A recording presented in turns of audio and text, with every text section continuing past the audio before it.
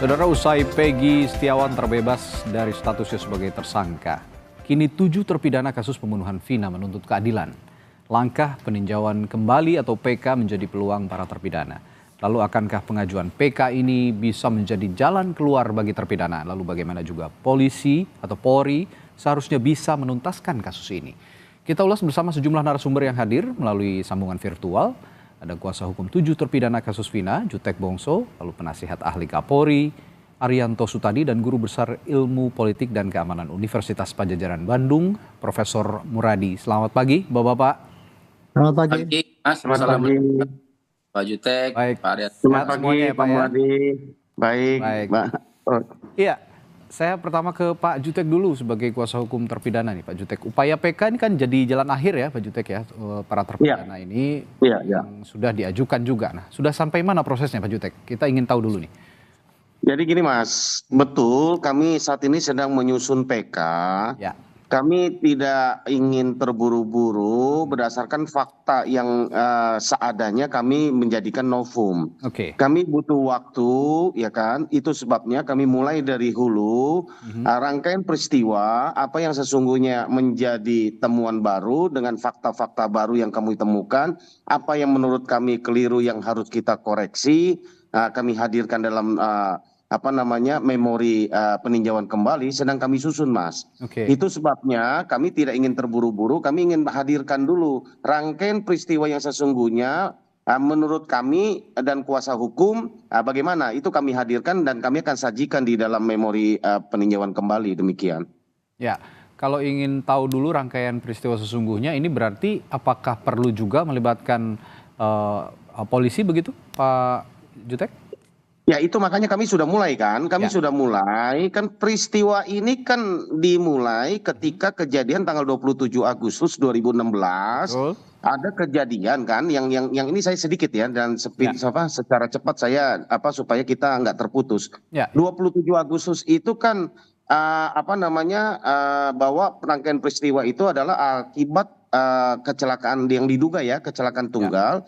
Kemudian 29 Agustus, ya kan 28 dimakamkan 29 Agustus, Aibtu Rudiana, ya kan, itu menyelidiki dengan datang ke Polsek dan sebagainya. Lalu tanggal 31 Agustus menurut pengakuan dari Aibtu Rudiana, dia datang ke lokasi TKP bertemu dengan Aib dan Dede. Itu rangkaian peristiwa itu dimulai dari situ. Ketika bertemu dengan Aib Dede, dia mendapatkan informasi betul malam itu ada kejadian bahwa kejar-kejaran motor dan apa semacamnya. Berdasarkan kesaksian Dede itu pukul 14, ya kan, menurut pengakuan Rudiana bahwa 2 jam kemudian sesudah dia tinggalkan nomor telepon, kalau berkumpul kembali di SMP 11, tolong hubungi, ya kan. Kemudian dihubungi Aibtu Rudiana 2 jam kemudian, ya kan. Kemudian yang terjadi adalah bahwa Aibtu Rudiana dengan timnya datang menjemput para 8 ya yang ditangkap. Aldi dilepaskan karena tidak terbukti, 7-nya diproseskan, ya lanjut ya. Kemudian ada 1 Rivaldi. Berangkat dari kejadian itu, maka kami memproses dulu keterangan Aib dan Dede. Apakah betul, ya kan, kejadian itu malam itu ada. Kita uji, makanya kami sudah laporkan Aib dan Dede. Kemudian dalam kesaksiannya untuk bahan PK, keterangan malam itu kan para terpidana mengatakan tidak ada di lokasi kejadian, mereka ada di warung Bu Nining dan menginap di rumah Pak RT. Kita uji, Pak RT katakan tidak ada menginap malam itu di situ. Itu kan kesaksian-kesaksian krusial yang sedang kami uji, ya kan? Kemudian terkait dengan peran Aibtu Rudiana, ini kami lagi pelajari, kami lagi akan ambil langkah, ya kan? Apa yang kita akan lihat, kan itu berangkat peristiwa inti itu kan dari situ gitu loh, Mas. Iya. Gitu. Oke, melibatkan polisi artinya juga peran Aibtu Rudiana yang seharusnya juga mendudukan perkara ini. Nah, apakah sudah ada komunikasi antara Anda sebagai kuasa hukum dengan Aibtu Rudiana? Gini Mas, kami tidak melibatkan institusi secara kepolisian. Aibtu Rudiana saat itu bertindak atas nama pribadi. Itu sebabnya dia membuat LP atas nama pribadi. Ya, karena sebagai ayah korban juga ya. Yang kami persoalkan nih Mas, yang kami persoalkan adalah bahwa Aibtu Rudiana ketika mendapatkan informasi dari Aib dan Dede, seharusnya dia membuat LP dan harusnya nih ya, dia sebagai warga negara terlepas di anggota polisi, tapi dia bukan anggota, bukan dari kewenangan, dia nggak ada sprindik dan lain. Harusnya dia melaporkan ini ke Reskrim malah yang melakukan penyidikan, entah mau penangkapan atau segala macam. Ini bukan peristiwa tertangkap tangan menurut kami, kan gitu kan, peristiwanya sudah 3 hari, tanggal 31, 4 hari bahkan, kan gitu kan, masuk ke 4 hari, gitu loh Mas. Gitu. Oke. Ya, yang dipersoalkan adalah harusnya jangan bertindak sendiri lah ya, begitu ya, apalagi menurut pengakuan terpidana mereka disiksa, dianiaya. Ini bukan salah institusi polisi menurut saya. Ya, ini oknum ya, gitu Mas, sekali lagi. Oke, baik. Gitu. Ya, kalau begitu saya tanya ke Pak Arianto juga nih, sebagai orang yang juga punya kepentingan untuk menjelaskan ini dan juga sebagai penasihat institusi Polri begitu, Pak Arianto. Bagaimana Anda melihat peran Ibtu Rudiana yang sudah dijelaskan oleh Pak Jutek tadi sebelumnya, dan apakah ini sudah sesuai prosedur yang dikatakan melakukan penyidikan dan penyelidikan berdasarkan scientific crime investigation? Baik, jadi gini ya, saya jelaskan. Tadi apa yang disampaikan oleh Pak Jutek tadi udah betul ya. Urut-urutannya kayak gitu. Tapi mengenai Pak Rudiana itu membuat laporan itu bukan konteksnya pada tertangkap tangan. Tetapi gini ya, penyidikan yang dilakukan oleh Polri itu bisa diawali dengan adanya LP. Nah, LP itu ada 2 jenis. LP yang dibuat oleh anggota polisi yang menemui kejadian di lapangan ataupun melihat sesuatu di lapangan, itu kemudian dia laporkan sebagai temuan di lapangan bahwa ini perlu dibuat LP. Nah, LP yang kedua adalah LP yang disampaikan oleh masyarakat yang melihat kejadian, misalnya korban atau keluarga atau apa yang melaporkan pada polisi untuk dibikin LP. Dan kemudian dari LP itu maka kemudian polisi pasti akan melakukan penyelidikan.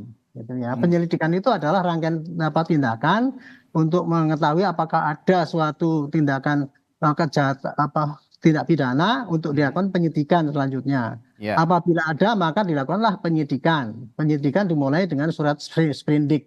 Nah, yang terjadi yang di Cirebon yang tahun 2016 itu pertama kali kan Pak Rudiana itu sebagai anggota polisi mendapatkan penyerahan putranya yang katanya meninggal karena kecelakaan lalu lintas tunggal. Gitu kan? Itu yang pertama. Maka dia kemudian melihat ternyata lukanya kok patah di sini, remuk di sini dan sebagainya, sedangkan helmnya enggak. Maka kan dia curiga, enggak terimalah dia itu kalau itu dianggap sebagai kecelakaan lalu lintas. Maka dia melakukan penyelidikan sendiri, gitu kan. Tanya, dapatlah AF itu informasi. Kemudian dia kan ke unit narkoba ya dengan 4 orang anggotanya itu nangkap, kemudian itu tadi disampaikan oleh Pak Jutek tadi. Dan kemudian begitu ditangkap, kemudian melakukan pemeriksaan dan kabarnya juga pakai penganiayaan dan sebagainya. Tetapi kemudian setelah dari Pak Rudiana ini ditangkap 20 menit ya, ini hasil propam 20 menit kemudian diserahkan kepada Polresta Cirebon. Nah, kemudian penyidikan selanjutnya dilakukan oleh Polresta Cirebon. Jadi LP-nya dari LP model Pak Rudiana itu ya, LP yang dari anggota polisi yang melihat pendapat dan menerima sesuatu kejadian, kemudian sprindiknya ya pasti dari Polresta Cirebon. Nah, kemudian makanya dilanjutkanlah dengan pemanggilan yang pemeriksaan yang sesuai dengan KUHAP itu gitu. Dan Polres Cirebon waktu itu kemudian diambil alih oleh Polda kabarnya gitu. Dan kemudian berkas itu akhirnya selesai. Dan selesai dan kemudian berkas itu dikirim ke jaksa, kebetulan diterima. Berarti secara teoritis itu secara formil maupun material itu sudah cukup untuk menjadikan bahan untuk penuntutan, dan kemudian berkas itu sudah diproses lagi di persidangan. Dan oleh persidangan sudah pakai proses persidangan yang betul, artinya dalam arti hakimnya juga bukan tunggal ya gitu ya. Tiga-tiganya tidak ada dissenting opinion menyatakan hukuman kepada para terdakwa itu. Jadi secara teoritis kalau dilihat itu prosesnya kayak gini nih, ini polisi penyidik sana di Cirebon itu sudah sesuai dengan apa yang diatur dalam KUHAP dan sudah dibuktikan bahwa penyidikan sudah betul gitu kan, karena hasilnya adalah diterima oleh hakim. Adapun sekarang kan jadi ribut karena munculnya film dan kemudian apa korban pada nggak terima kan ini para terdakwa yang ditangkap itu. Kemudian melakukan penyidikan ulang di lapangan gitu. Sejak semula saya mengatakan ya, kalau kasus kayak gini ini ya untuk mengkoreksi itu hanya pakai apa PK gitu. Itulah dalam PK yang ditempuh. Jangan kemudian cari tim pencari fakta, audit investigasi. Kalau secara teoritis itu audit investigasi yang dilakukan oleh penyidik itu tadi sudah benar. Makanya itu carilah nanti pencari fakta ataupun apa. Kalau sudah ada PK ini, kalau PK ini kemudian diterima dan kemudian dinyatakan putusan itu salah semua, nah, barulah dimulai sidik ulang. Polisi memang harus melakukan penyidikan ulang. Itu kira-kira gitu jalan. Artinya prosedurnya begini, Pak Arianto, PK diterima dulu. Nanti setelah itu polisi bergerak ketika PK memerintahkan ada audit investigasi, begitu ya? Betul, itu dianggap yang dulu itu batal kan gitu. Itu proses hukum di Indonesia itu kayak gitu jalannya gitu. Jadi, tapi kalau tadi dikatakan Pak Jutek bahwa Ibtu Rudiana ini bertindak sendiri pada awalnya, apakah itu juga sudah sesuai prosedur, Pak Arianto? Tinggal bertindaknya. Bertindaknya ya dia menangkap itu kemudian dia membawa itu keliru, itu tidak sesuai dengan KUHP gitu. Tapi dia sebagai seorang polisi yang kemudian melihat dan ingin mencari informasi itu boleh, karena dapat informasi itu kemudian dia bikin LP gitu Pak. Gitu. Kekeliruan dia adalah menangkap kemudian membawa kemudian memeriksa, apalagi dengan kekerasan itu jelas dia keliru. Melanggar kode etik. Di situ ya. Ya, di situ ya. Ya, kekeliruan itu yang akhirnya juga jadi bahan pertanyaan dan juga bahan yang parah kan gara-gara dia berbuat gitu. Betul. Rumusnya adalah karena anaknya mati, kemudian wafat, kemudian dia marah, kemudian mencari tersangka yang sebetulnya bukan tersangka, dia gebukin suruh ngaku dan merekayasa pengadilan sehingga semua dihukum. Kan yang rumus yang berkembang kayak gitu.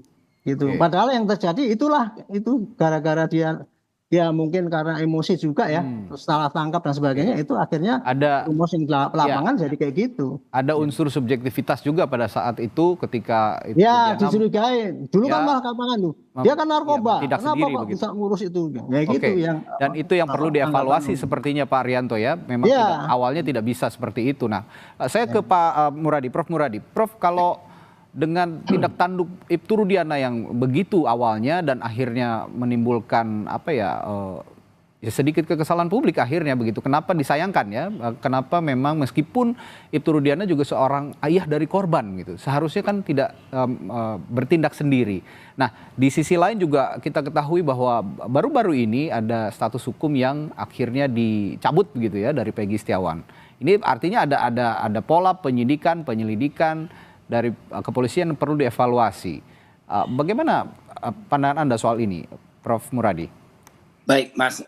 Yang pertama, saya ingin memisahkan dulu ya kasus Peggy dengan 7 orang ini, supaya kemudian kita clear. Karena Peggy itu problem yang belakangan ya. Jadi saya bicara soal Peggy-nya nanti. Tapi yang kemudian bagaimana kemudian tindak tanduk Ibtu Rudiana, memang kalau bicara soal subjektivitas pasti. Jangankan bapaknya polisi ya, yang bapak biasa aja anaknya dianiaya bahkan betul.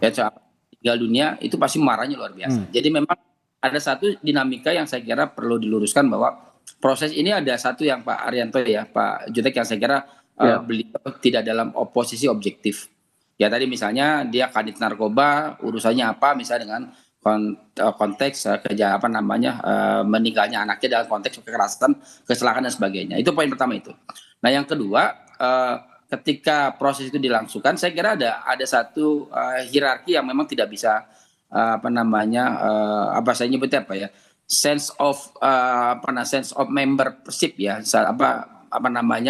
sesuatu yang kemudian merasa bahwa karena ini anaknya polisi, kemudian dilaporkan oleh polisi, kemudian oleh teman-teman penyidik juga dilakukan proses yang sebenarnya ada pada tahapan yang tidak cukup clear. Walaupun tadi saya setuju dengan Pak Arianto bahwa berkasnya normatif nih, masuk P21, kemudian diambil Polda, P21, kemudian dia disidang dan akhirnya kemudian diputuskan. Nah poin ini yang saya kira perlu dilihat, bahwa proses itu yang kemudian publik merasa bahwa kalau misalnya kita berandai-andai ya, kalau misalnya kemarin Peggy Setiawan tidak buru-buru saja ditetapkan, mungkin ceritanya berbeda Pak Arianto, Pak Jutek ya. Beda ceritanya ini pasti. kan ada dipisahkan dua hal berbeda.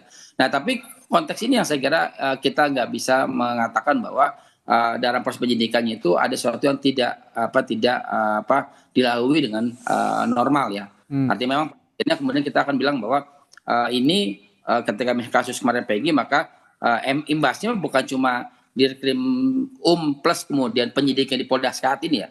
Tapi kita mundur tadi, Pak Jutek ini mundur nanti di 2016 ketika proses itu dari mulai penyidik di Polresta sampai pada level pengambil alihan oleh Polda. Ini yang perlu kemudian yang tadi Pak Arto sampaikan. Tadi saya bilang sampai belum adanya PK ya memang proses hukumnya ya dilakukan dijalani oleh 7 orang ini. Jadi membuat saya ketika kemudian dilakukan ya sampai proses hukumnya clear, ada PK dan sebagainya, saya kira tidak ada alasan untuk 7 orang ini kemudian meminta pembebasan atau meminta keadilan dalam konteks misalnya imbas dari Peggy yang dibebaskan karena kurangnya barang bukti dan upaya untuk kemudian membuat Peggy ditahan begitu, Mas Reza. Oke, baik, Prof. Kalau begitu tadi kan kalau kata Pak Rianto tunggu PK dulu baru ada audit investigasi karena ada perintah dari PK itu tadi untuk melakukan audit investigasi. Tapi tekanan publik begitu kuat saat ini untuk institusi Polri agar berbenah diri begitu sehingga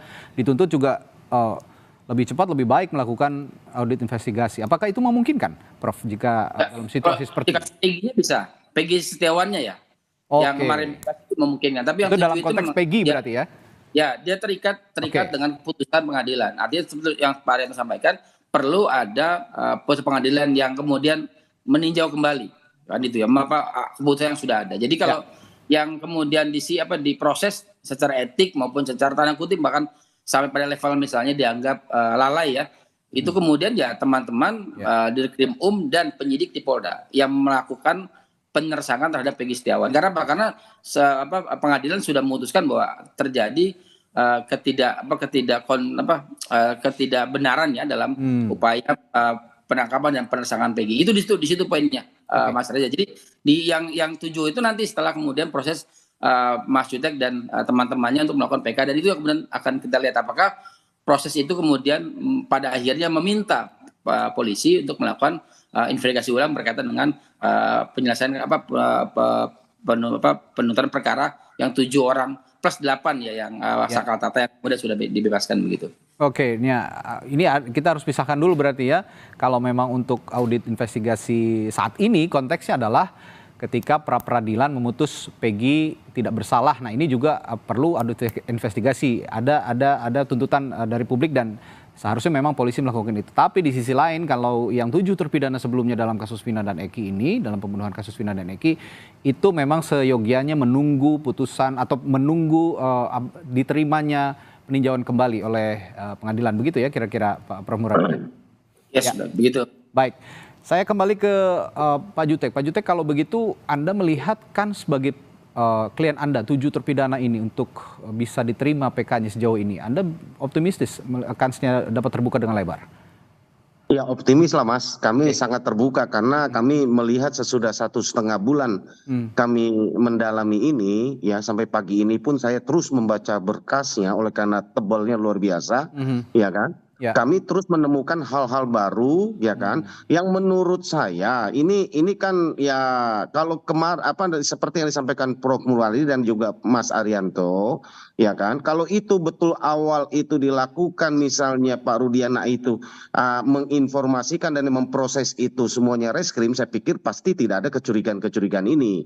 Ya, unsur subjektif yang lain kami lihat banyak lah. Nanti ini kan bahayanya pendidikan untuk masyarakat. Jadi kebetulan saja Aibtu Rudiana seorang anggota polisi. Kalau kita yang masyarakat umum ini, apakah boleh kita tahu satu peristiwa kita lakukan penangkapan sendiri, kita interogasi sendiri, kita siksa, baru kita serahkan ke polisi? Itu kan pertanyaan.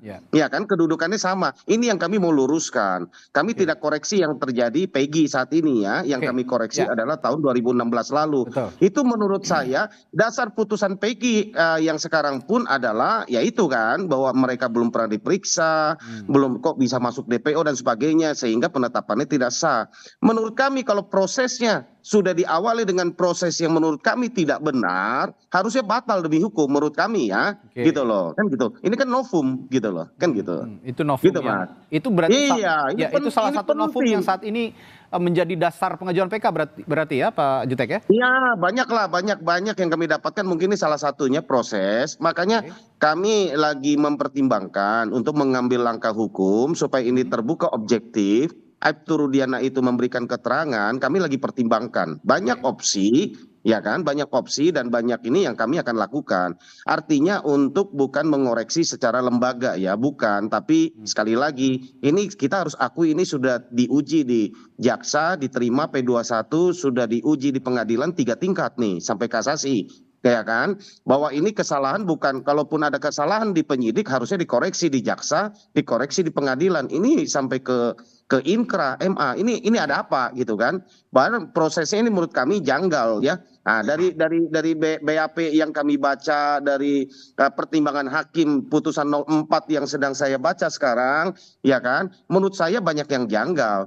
Ya, Mas Arianto tahu lah, Mas, yang ditangkap itu 8 orang. Bagaimana ditangkap itu jam 16, 18.30 di dalam petikan putusan dan di BAP, ya kan sudah diserahkan ke Polres. Ya kan, kami kan dengar dari versi klien kami pada 7 terpidana. Itu aja lah, makasih. Oke, Pak Arianto, Anda punya respons terhadap apa yang diutarakan Pak Jutek tadi, bahwa ini benar-benar janggal sebenarnya dari awal, itu sudah terlalu sangat obvious sekali, sangat jelas sekali. Bagaimana respons Anda, Pak Arianto? Ya, justru karena banyaknya kejanggalan yang diklaim oleh para kuasa hukum yang tersangka, kemudian siapapun saksi yang bermunculan belakang ini.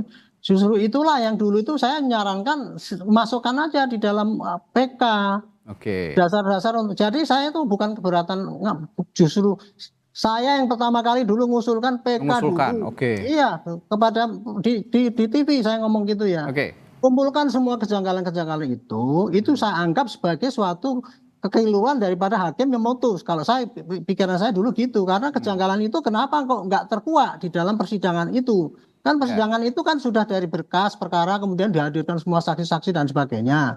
Nah, kalau masih terjadi kejanggalan, kemungkinan hakim waktu itu salah mempertimbangkan atau tidak mempertimbangkan bukti-bukti ada. Contohnya lagi katanya kuasa hukumnya itu Butini atau siapa mengatakan, masa hakim mutusnya hanya berdasarkan BAP polisi, itu kesannya dia gitu. Itu kan menimbulkan kesan pada saya ya, bahwa waktu itu tidak diperiksa apa adanya yang di persidangan itu, hanya kemudian seakan-akan BAP itu jadikan acuan untuk memutuskan. Itu kan nggak mungkin dalam persidangan itu. Makanya ini hanya bisa dicek dengan PK, karena PK itu kan kalau nggak salah ada 3 itu ya, kemarin Pak Pakar itu ngomong gitu.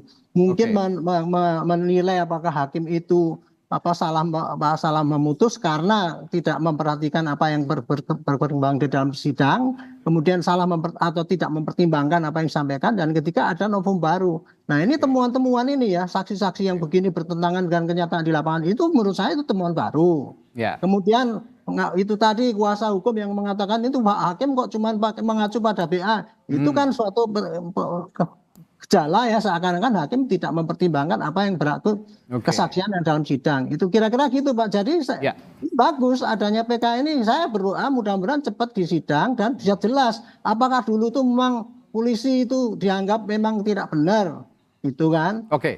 Karena saya gini Pak, dengan scientific crime investigation, saya juga membantah waktu itu. Scientific crime investigation itu adalah alat daripada polisi untuk mencari bukti, bukan keharusan Pak. Kalau seorang pencopet ya nggak usah pakai scientific investigation, selesai itu urusannya. Lah ini kan dengan kayak gitu, tapi hakim sudah menerima, ya sudah, polisi nggak bisa disalahkan karena tidak scientific gitu. Tapi dalam kasus Vina ini Pak Arianto, mohon maaf saya potong sedikit. Dalam kasus Vina ini kan sedikit sekali ditemukan physical evidence yang menjadi penguat scientific crime investigation. Physical evidence yang sangat minim. Ini hanya kesaksian. Nah, ini apakah bisa menjadi novum juga nantinya? Itu boleh juga. Itu kan sebagai bukti baru yang tidak terungkap di dalam persidangan. Itu gitu, Pak. Saya itu tadi Pak ya, scientific crime investigation itu. Dulu waktu kasus Vina itu sudah diterapkan. Contohnya pakai autopsi, pakai jenis darah. Dan itu satu bagian daripada scientific crime investigation. Sudah diterapkan, cuman tidak maksimal. Karena apa? HP-nya kok tidak dibuka. alibinya kok tidak dibuka dari digital itu ya, dari jejak digital. Itulah yang disayangkan itu. Kalau itu saya akui memang itu kurang. Tetapi dulu dengan tanpa itu pun hakim sudah yakin, berarti ya menurut saya sih kayak gitu, bukannya saya ngotot penyidik benar, enggak. Saya hanya mau melihat ini yang betul-betul terjadi itu apa sih? Masuk kasus kayak gitu kemudian diputus dan putusannya berat sekali. Ini yang saya pengen cari. Makanya ajukan PK. Itu kuncinya kan gitu. Ya, oke. Baik. Prof Muradi, ini selain PK yang saat ini diajukan begitu ya, tapi ada juga PR Polri lainnya dalam kasus ini, yakni putusan pengadilan tahun 2017 yang menetapkan 3 orang masuk dalam daftar pencarian orang, yang terbukti kemarin Peggy Setiawan ini yang dinyatakan sebelumnya sebagai DPO tidak terbukti sama sekali bahwa itu adalah Peggy alias Peron. Nah, secara paralel, secara simultan begitu PK berlangsung, polisi mencari tetap DPO yang ditetapkan oleh pengadilan 3 orang. Apakah ini juga perlu diupayakan untuk terus ditekan agar 3 orang ini bisa dapat ditemukan dan dipublikasikan oleh pihak kepolisian? Tapi jangan dijawab dulu ya, Prof Muradi. Setelah jeda akan dijawab oleh Prof Muradi di Sapa Indonesia Pagi. Tetaplah bersama kami. Sebelum jeda tadi saya sempat menyinggung soal 3 orang yang masuk dalam daftar pencarian orang kasus pembunuhan Vina dan Eki yang menjadi putusan pengadilan tahun 2017 untuk ditindaklanjuti tentunya oleh pihak kepolisian agar dicari. Nah, kemarin sudah ditetapkan oleh polisi Peggy Setiawan sebagai tersangka, namun akhirnya dinyatakan salah begitu ya, error in persona, dan Peggy Setiawan akhirnya dinyatakan bukan orang yang dimaksud masuk dalam DPO yang sebelumnya dikatakan Peggy alias Peron. Nah, saya tadi tanya ke Prof Muradi, apakah ini juga perlu secara paralel, simultan begitu, di sisi lain ada pengajuan PK dari 7 terpidana, tapi jangan dilupakan ada 3 daftar pencarian orang juga yang harus diungkap oleh polisi ke publik. Prof Muradi. Yang pertama, yang melakukan itu bukan penyidik yang sama ya. Ya. Jadi memang kalau di Perkap Polri terkait dengan kode etik kan mereka ini yang dianggap lalai dan tidak boleh kemudian sementara untuk kemudian melakukan menjadi kasus yang sama. Jadi memang sementara mungkin di off-kan dulu, atau opsinya atau adalah tidak ada supervisi langsung. Kemudian bisa dari Mabes yang memang pada akhirnya kemudian bisa memperkuat yang 3 orang itu ada atau tidak. Itu poin pertama. Jadi nggak bisa kemudian orang yang sama, karena orang yang sama akan ada revenge yang bahasa kriminologinya itu sebagai sesuatu yang kemudian tidak bisa dipertanggungjawabkan karena ada perasaan subjektif di situ. Itu poin pertama itu. Okay. Nah, yang kedua, ini tadi saya mau komentari sedikit ya Pak Arianto dengan Pak Jutek ya, bahwa silakan. Memang saya setuju bahwa problemnya bukan problem hanya polisi. Ini problem peradilan, sistem peradilan kita, Pak Arianto, Pak Jutek. Jadi kadang-kadang karena dianggap P21 clear, berkas sudah lengkap dan sebagainya, itu diputus dalam bentuk yang sama sekali tidak memperhatikan tanda kutip ya rasa keadilan. Kalau kita baca revisi undang-undang Polri yang baru sekarang saya lagi baca detail ya, itu kan memang ada satu pasal yang kemudian khusus terkait dengan peradilan restoratif justice ya. Peradilan restoratif keadilan restoratif yang kemudian membuat polisi pada akhirnya akan mendahulukan keadilan ketimbang soal penegakan hukum. Ini kan nanti berlaku di Undang-Undang 1 2023, Pak Arianto, Pak Jutek mungkin clear ya di situ. Jadi nanti 2025 nanti ya per 1 Januari. Jadi tahapan ini saya kira sudah dilakukan. Konteks ini yang saya kira kemudian tidak boleh lagi ada penyidik Polri yang kemudian gegabah mengutus 3 orang tadi dan sebagainya. Apalagi misalnya ternyata 3 orang ini fiktif. Nah, pengertian fiktif itu kan bukan di pengadilan, tapi berdasarkan pada apa yang dilakukan oleh polisi selama antara 2017 sampai 2024. Oh, ternyata fiktifnya hanya ada 1, namanya Peggy. Dan itu pun juga salah.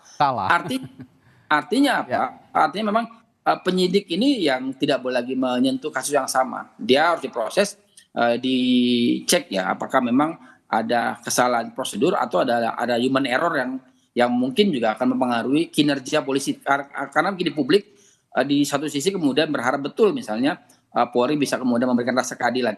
Jadi keadilannya bukan kemudian tren ya, Mas Jutek ya, tapi lebih keadilan dalam konteks yang betul-betul memang publik mendapatkan hal itu. Dan saya kira Kapolri sudah menegaskan beberapa kali.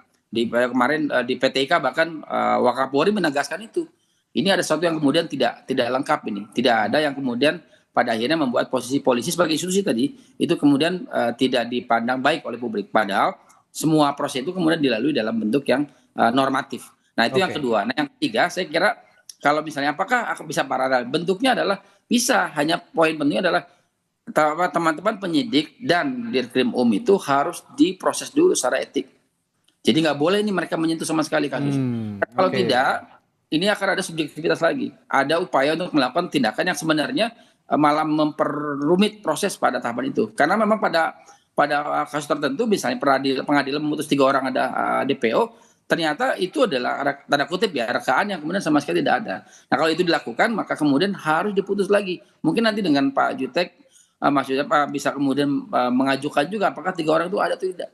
Kalau ternyata ada, ya kemudian kewenangan Polri, kewajiban Polri untuk memutuskan mencari 3 orang itu. Atau memang pada akhirnya itu hanya bentuk dari bukan rekayasa fiktif saja. Seolah ada padahal sebenarnya tidak punya kecenderungan figur yang ada yang memang akan dicari dalam bentuk pelaku di luar yang 8 orang itu gitu, Mas Reza. Ya, saya kembali ke peran Ibtu Rudiana nih, Prof. Muradi, dan juga kasus yang sebenarnya kalau banyak pihak melihat sebenarnya ini simpel, mudah tuh, tapi seolah-olah menjadi rumit begitu kan, seolah-olah menjadi rumit karena banyak sekali puzzle-puzzle yang tidak diungkap begitu ya, teka-teki yang tidak diungkap. Lalu juga ada Ibtu Rudiana yang saat ini sebetulnya diperlukan begitu kehadirannya di hadapan publik memberikan keterangan bagaimana duduk perkara ini awalnya, tapi belum muncul juga ke publik di tengah upaya PK yang sedang dijalankan oleh 7 terpidana. Nah, Anda melihat apakah ini juga ada upaya sejumlah fakta ditutup oleh pihak kepolisian atau bagaimana? Ya pertanyaan yang saya harus yang kita jawab bareng-bareng ya. Apa sih yang diinginkan polisi dalam kasus ini? Saya kira nggak ada yang dipertaruhkan. Ini jauh lebih, menurut saya jauh lebih simpel Pak Arianto, Pak Majutek ya. Dari kasus misalnya Ferry Sambo dan juga Teddy Minahasa. Jauh lebih simpel ini. Nah masalahnya adalah kalau kemudian itu terus itu apa yang rugi kita lembaga. Saya selalu bilang bahwa mungkin Pak Arianto kita sering balik diskusi. Kalau ada 1-2 orang oknum yang kemudian punya salah, ya jangan lembaganya yang kemudian diajak diseret-seret. Lembaganya tetap berdaya, tetap eksis. Nah, tinggal kemudian bagaimana kemudian caranya tadi ada 2 hal. Yang pertama, orang-orang yang kemudian terlibat tadi saya sebut tadi udah yang teman-teman dari dan penyidik ya di Polda Metro, Polda Jabar itu harus diproses secara etik dulu. Bahwa nanti bersalah atau enggak nanti teman-teman di Propam yang akan memutuskan. Yang kedua, kalaupun ada proses penyidikan baru, maka kemudian itu ada orang baru. Dan atau misalnya ada supervisi langsung dari Mabes Polri. Nah, yang ketiga, saya kira poin penting yang kemudian dilakukan adalah yang memang pada akhirnya dihadirkan Ibtu Rudiana ini untuk kemudian bersama-sama mendudukkan. Kalau ternyata memang ada salah di Ibtu Rudiana dan kemudian beberapa oknum lainnya, itu saja yang dilokalisir. Itu yang kemudian kita proses sekarang, Pak. Jangan sampai lembaganya malah kemudian terseret dalam situasi yang sebenarnya kasusnya simpel, bukan kasus yang besar yang memang membuat orang kemudian pada akhirnya heboh sedunia ini kan, se-Indonesia kan gara-gara film, gara-gara kemudian ternyata ada mekanisme yang tidak dilalui dengan baik. Ya, ini sangat sederhana sebenarnya kasusnya. Saya sepakat dibandingkan kasus Ferry Sambo misalnya, ini sangat simpel sebenarnya untuk diselesaikan. Nah, mengacu dari pernyataan atau keterangan dari Prof. Muradi tadi, saya kembali ke Pak Jutek. Pak Jutek, kalau melihat kasus ini sesederhana itu kalau tadi Prof. Muradi bilang gitu ya, dan yang dipertaruhkan lembaga polisi kalau memang tidak mau mengungkap oknum begitu. Nah, Anda melihat posisi seperti ini, itu Rudiana yang belum juga muncul ke publik, apakah juga Anda melihat ada fakta yang saat ini sejauh ini disembunyikan oleh pihak kepolisian?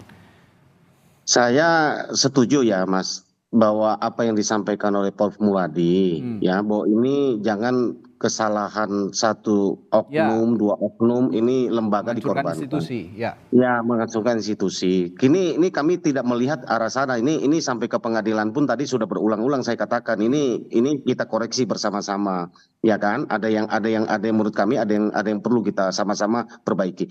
Ini yang saya mau sampaikan Mas, bahwa menyangkut yang 3 DPO dan peran Rudiana, ya menurut kami sesudah kami masuk ke dalam ya, lalu kami mendapatkan informasi versi versi dari klien kami, versi kami baca dan juga kami dengar, sampai kapanpun menurut saya DPO itu nggak akan ada, ya kan? Kenapa saya sampaikan? Karena itu kan ya yang diperiksa menurut di dalam pengakuan Rudiana itu kan hanya Sudirman sama Jaya, ya kan? Di dalam keterangan yang kami dapat, semua 11 tersangka itu adalah hasil karangan dari Sudirman, ya kan? Hasil karangan dari Sudirman dia sebut satu demi satu. Siapa itu Sudirman? Sudirman itu adalah yang tamat SD 17 tahun. Yang IQ-nya sudah dites di bawah 4, ya kan? Dan ini menurut kami itu berulang-ulang di persidangan pun sudah diajukan untuk dilakukan tes kejiwaan, tes kemampuan. Apakah dia mampu cakap di dalam melakukan perbuatan hukum? Kan gitu. Dia sebut nih karena akibat ada tekanan psikis dan juga fisik saat itu. Kan gitu kan. Dia sebutlah nama-nama yang ada di otak dia menurut pengakuan para terpidana. Terseretlah semua ini orang. Kan gitu kan. Itu sebabnya belakangan dari 3 yang DPO itu polisi mencari-cari, maka keluarlah sketsa bukan foto. Karena bingung siapa itu Dani, siapa itu Andi, siapa itu Peggy, Perong, bingung gitu kan. Gitu loh. Ini menurut kami ya, menurut kami ini yang kami sampaikan fakta, ya kan, bahwa ini semua kami akan uji, ya kan. Jadi sampai kapanpun menurut kami ya, coba aja lihat DPO yang dikeluarkan kan sketsa oleh teman-teman polisi, kan gitu kan, bukan foto, ya kan. Dan belakangan dicabut semua keterangan itu oleh para saksi, alasannya tidak jelas. Makanya dua DPO itu dinyatakan fiktif. Kalau fiktif kembali lagi, ini dugaan 340 bersama-sama. Pertanyaan kami yang pertama 340 kapan mereka merencanakannya, di mana itu aja belum terjawab karena ada saling tidak kenal. Yang kedua, ya kan, yang kedua nih yang paling penting ya, kalau ini ada yang dinyatakan fiktif DPO-nya belum ketangkap, ini uraian bersama-samanya jadi kami pertanyakan juga karena ada peran Dani, ada peran Andi, ada peran Peggy Perong yang dikatakan menusuk pakai samurai panjang, samurai pendek, samurai yang dimodifikasi, ya kan. Ini semua kami pertanyakan dalam fakta persidangan dihadirkan itu bukan samurai. Menurut klien kami yang dihadirkan itu ada mandau. Apakah mandau dengan samurai panjang itu sama? Mandau itu kan sepanjangnya gimana kita tahu. Ini semua kita akan urai lah. Kita akan urai karena ini ada di fakta persidangan ya. Gitu loh. Banyak sekali gitu keterangan kan yang gitu. tidak berkesesuaian. Banyak keterangan yang menurut kami perlulah kita dalami bersama-sama, ya kan? Gitu loh. Ya, makasih Mas. Kembali ke upaya PK nih Pak Jutek. Polri kan menyebut para terpidana sudah ajukan gerasi ya kabarnya ke Presiden dan ditolak. Apakah betul itu? Pak Jutek? Betul. Itu 2019, 2020 ya diajukan, ditolak 2020, betul ya. Bahwa itu pertimbangan sudah saya sampaikan bahwa para terpidana itu mungkin karena ada rasa kasihan ya atau simpati dari petugas lapas saat itu berinisiatif menyampaikan kepada mereka, ini menurut pengakuan terpidana ya kepada kami ya, kami konfirm. Mereka katakan kan kalian Anda ini sudah berkelakuan baik di lapas, ini kelihatannya sudah inkrah, ya kan, ini ada satu jalan gerasi. Mereka ini kan tidak paham hukum lah, kan gitu kan. Mereka bilang mau, ya ketika mau persyaratan itu kemudian disodorkan bahwa harus mengaku, kami cek para terpidana, mereka menolak. Mereka bilang enggak, kalau mau mengakui kami enggak mau. Kan gitu kan, entah gimana ternyata persyaratan itu masuk bahwa mereka mengakui perbuatannya. Katakanlah iya mereka terpaksa atau apa, menurut saya itu juga tidak menghalangi ya untuk kami lakukan PK. Sebentar, karena Pak Jutek, ketidakberdayaan mereka saat mengajukan gerasi mungkin menjadi alasan nanti kan gitu. Mohon maaf, sebelumnya menolak ketika diminta mengaku berbuat seperti itu, tapi tiba-tiba di kemudian hari ada pernyataan itu. Bagaimana itu bisa muncul tiba-tiba? Ya, saya justru itu yang kami lagi telusuri. Mereka menolaknya bukan hanya saat itu loh. Di dalam seluruh petikan putusan itu juga mereka kesimpulannya tetap menolak. Dan bahkan dalam baru-baru ini mereka semua kembali menyatakan bahwa apa yang dinyatakan dalam BAP itu tidak betul. Kan gitu kan. Saat tahun 2016 ya. Kan gitu kan. Artinya sampai saat ini para klien kami itu, terpidana itu konsisten dengan pernyataan mereka bahwa mereka tidak melakukan seperti yang dilakukan. Kan gitu. Ya kan. Apakah ini juga nanti kalau memang mereka menolak tapi tiba-tiba ada surat pernyataan yang menyatakan bahwa mereka mengaku berbuat seperti itu, apakah ini nanti jadi satu hal yang memberatkan juga untuk mengajukan PK? Ya enggak lah Mas, kan kami bisa uraikan bahwa ini kan mungkin ketidaktahuan mereka dan apa semacam, kami Ini bisa didampingi urai terus lah. artinya ya berarti ya? Iya, kami dampingi, kami lagi cek juga mana proses PK-nya kan kami belum dapat nih, kami akan coba cek dulu apakah asli tanda tangannya betul mereka, kami kan akan confirm nanti kan gitu, ya gitu. Ini yang perlu dipastikan supaya upaya PK jangan sampai terhambat dengan adanya fakta-fakta kan novum kan banyak Mas, kami temukan itu puluh novum ya. Jadi menurut kami ini hal yang tidak prinsip lah menurut kami ya. Walaupun nggak ada aturan bahwa orang sudah gerasi minta gerasi lalu tidak boleh PK ya. Itu di dalam jurisprudensi juga ada kok. Cari aja di Google itu banyak kok ya kan gitu kan, ada lah, bukan banyak ya, ada ya gitu. Ya diperbolehkan dan tidak ada larangan sebenarnya kan gitu kan. Ya kita uji lah, namanya juga kita mohon kan gitu loh. Nah puluhan novum ini yang kemudian jadi penguat nanti ya para terpidana ini. Betul. Kan ironis buat kami ingin menegakkan keadilan Mas ya, bahwa betul-betul ironis kalau mereka ini mendekam seumur hidup ya, itu artinya akan sampai mati di penjara mereka menjalani pidana ini kalau tidak kita bantu kalau betul bukan perbuatan mereka, di mana kemanusiaan kita, ya kan gitu loh. Itu aja sebenarnya kita ingin koreksi bersama-sama. Kalau betul mereka perlakunya ya kami nggak akan lah, kami diam. Kami menerima ini kan, kami juga melihat apa yang dirangkai cerita dengan bukti, dengan fakta apa yang terjadi. Ya kami ini baru 1,5 bulan lah ya mendalami, dan Pradi ini mengirim tim ini kan pengacara 100 lebih nih untuk menangani kasus ini gitu kan. Ya saya selaku salah satu koordinator di dalam tim hukum ini oleh Dewan Pimpinan Nasional Pradi ya, ditugaskan oleh Ketua Umum Pak Profesor Otto Hasibuan ya kepada kami. Ini tentu kami serius menangani, oleh karena salah satu keberadaan kami di dalam organisasi advokat ini adalah kami ingin mengembalikan marwah penegakan hukum itu, kita koreksi sama-sama. Karena selama ini kalau advokat salah juga kami koreksi kok sama-sama gitu loh kan gitu. Oke, masing-masing terakhir ke Pak Arianto, juga nanti akan ke Prof Muradi. Saya ke Pak Arianto dulu. Lalu Anda melihat sendiri dari upaya PK yang diajukan para terpidana ini, kansnya sangat tinggi untuk bisa diterima, Pak Arianto, sejauh ini menurut Anda? Mohon maaf kalau ini saya nggak bisa jawab, karena itu saya nggak pernah berpengalaman jadi hakim, Pak. Dan saya tidak bilang bagaimana itu. Tetapi saya dari dulu itu Pak ya, saya mendorong, karena gini ya Pak, tadi yang disampaikan oleh Pak Jutek itu tadi ya, kan jelas beliau menggambarkan bagaimana jalannya persidangan kan gitu kan. Kan kelihatannya kan kok janggal banget kok, hakim kok tidak mempertimbangkan yang kayak gitu. Seakan-akan, dan tanda petik ya kalau penerimaan saya, kok hakim nggak pakai logika pembuktian.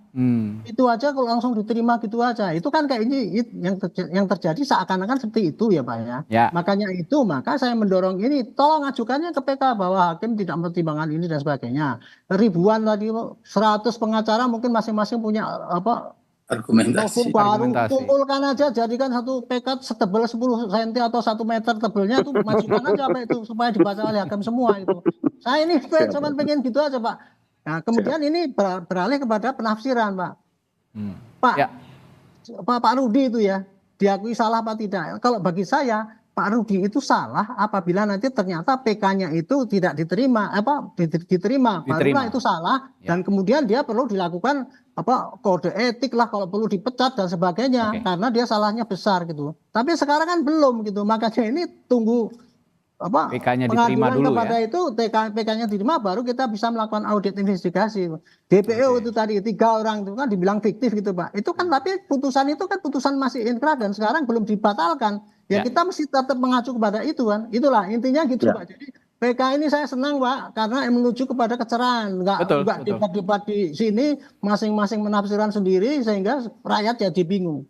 Mudah-mudahan cepat selesai Pak, dan entah diterima entah tidak, nanti tolong masyarakat juga bisa melihat segitulah mutu dari para peradilan kita di Indonesia di mata masyarakat, saya kira itu Pak. Ya, yang penting berproses dulu PK-nya, nanti secara proses hukum. Ya, pembuktian yang terang benderang akan terlihat setelah PK diterima, dan proses etik juga bisa secara paralel dilakukan terhadap oknum-oknum yang diduga melakukan kesalahan prosedur dalam kasus pembunuhan Vina dan Eki, begitu kira-kira. Terakhir Prof Muradi, secara keseluruhan selain PK begitu ya, khusus untuk kasus pembunuhan Vina dan Eki ini, saya ingin bertanya, bagaimana Polri seharusnya bersikap dan berbenah dalam menghadapi jika memang ada kasus-kasus serupa di kemudian hari?